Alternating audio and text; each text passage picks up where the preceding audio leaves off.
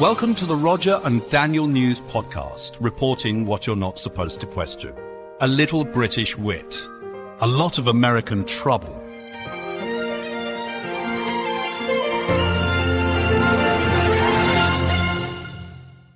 Welcome back to the Roger and Daniel News Podcast. If you missed part one, don't worry, it's still holding the line.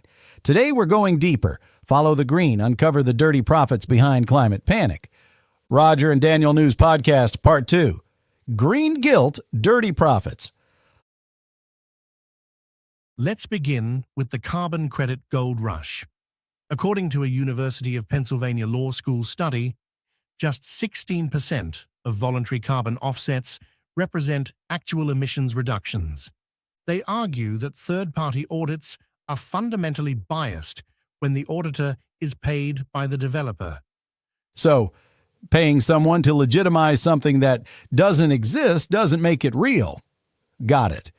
Now, for a case study close to the river itself, a Reuters investigation found that in the Brazilian Amazon, 24 out of 36 carbon offset projects were linked to entities fined for illegal deforestation by Brazil's environmental agency. Some were still deforesting after the projects were approved. Exactly. This isn't peripheral. That's an ecosystem of fraud. Another report from The New Yorker digs in deep on carbon cowboys, individuals forging conservation deals over indigenous and public lands, raking in credits worth millions while delivering none of the benefits. Hypocrisy in the rainforest, wrapped in green marketing. Meanwhile, corporate accountability revealed that in 2024, nearly 48 million problematic carbon credits were retired across just 43 projects, nearly a quarter of the entire market. Let's talk ESG. In the first quarter of 2025 alone, $8.6 billion was pulled from global ESG funds, reversing years of inflow. Yet asset managers still plaster ESG labels on their websites. What about who's pushing these narratives? BlackRock and Vanguard control trillions, influence policy, and reap profits whether oil rigs or solar farms go up. Meanwhile, the term ESG is used to shame dissent, not change systems. Here's another layer: misleading corporate disclosures.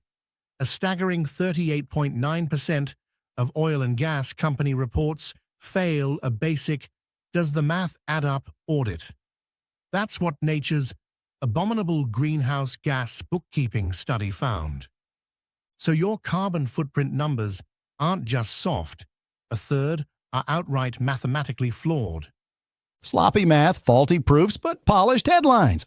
No wonder skeptics feel validated, but allow science-driven skepticism. That's our mandate. Let's dig deeper still. A ProPublica-backed 2019 report had this line: if the world graded carbon offsets, it'd get an F. And that was years ago. And today, we're finding more. That paper also warned the voluntary market could undermine the Paris Agreement rather than help it.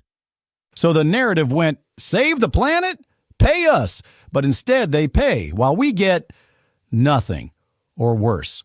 Let's wrap with context.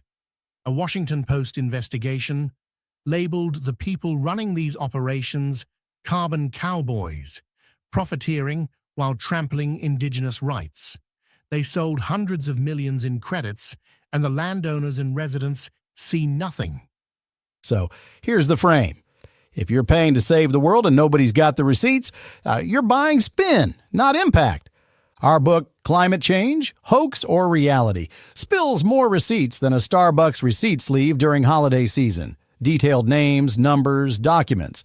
Tomorrow, we'll walk through the academic echo chamber, where facts come pre-approved and dissent is censored. Until then, keep your receipts, not your regrets.